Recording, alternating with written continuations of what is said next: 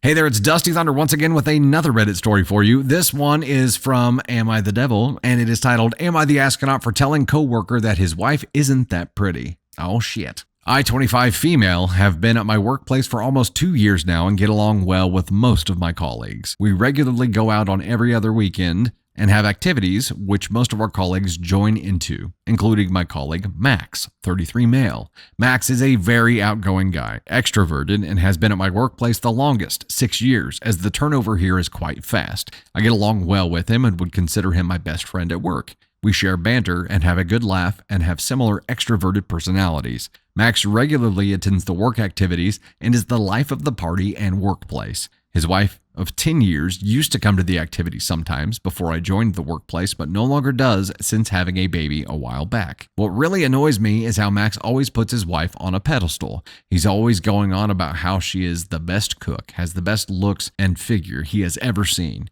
A simple conversation between colleagues regarding which celebrity we fancy would be, nah man, no one beats my wife in terms of looks. Who is the best looking in the workplace? Nah, no one here. I've got really high standards. Have you seen my wife? Some of our colleagues have agreed with him, saying that his wife is really gorgeous, but I'm sure they're just humoring him. We are going through each other's videos on TikTok when another coworker commented to Max his wife resembled an anime character. She's slim, long black hair, and Asian. And I joked that she's not that pretty. Max got offended and retorted that she didn't need fake eyelashes and fake hair to look passable, and that he understood why I needed them. I got angry and told him to piss off. Since then, Max has not been speaking to me and makes passive-aggressive comments. Am I the astronaut? Yeah, why would you say that? Why would you? So OP doesn't say if she's married or not. But why? This is obviously something that's very important to him. Why would you say that? We're going through each other's videos on TikTok when another coworker commented to Max that his wife resembled an anime character. She's slim, long black hair, and Asian. And I joked that she's not that pretty. And then, which was written here. I didn't just do that on my own. Max got offended and retorted that she didn't need fake eyelashes and fake hair to look passable, and that he understood why I needed them. Since then, Max has not been speaking to me and makes passive-aggressive comments. Am I the astronaut? Yes. Why did you attack the one thing that you knew mattered to him the most? And he's your work bestie? Clearly he's proud of her. Maybe he talks about her too much. Maybe that's the case. Maybe I'm guilty of that as well. But it's something that he's proud of. And he is also making clear to everyone that he's married, right? He's like, I'm an extrovert. I'm the party guy, but I'm also happily married. You knew that was important to him. Why did you feel the need to take a swing? Which tells me that OP, either you want him to stop talking about her, you're annoyed about how he talks about her anyway because you have a thing for him, or because you're just sick of hearing it. Either is possible here, but taking the jab is what makes me feel like it's more likely the first. Maybe you have a little bit of a thing for him, huh? And if you do, insulting the thing that matters to him most is probably not the way to gain his favor. It's probably not it. Probably just made some enemies there. And also him swinging back and be like, yeah, she doesn't need all the fake shit that you need. It's like, whoa. Okay, y'all ain't work besties anymore, by golly. Amy C, yeah, you never talk smack about someone's loved one. Why? If anybody ever did that to me, I'd be like, hey, all right, you're out. We'll function, but there's going to be nothing friendly about it. Didn't need to be a personal attack. Now, Max answered a personal attack with a personal attack, right? So there is that, but yeah. So it was unwarranted. He likes to talk about her. So friggin' what? If he's your work bestie and you know that this matters to him, why would you attack that thing? Unless it was for personal gain. That's the only thing that makes sense in any of this. So let's look at the scale here and figure out where OP goes. I think we're placing OP on the scale for maybe the first time today. So the ASCON scale is our scale of how big or severe of an asshole someone is in the story.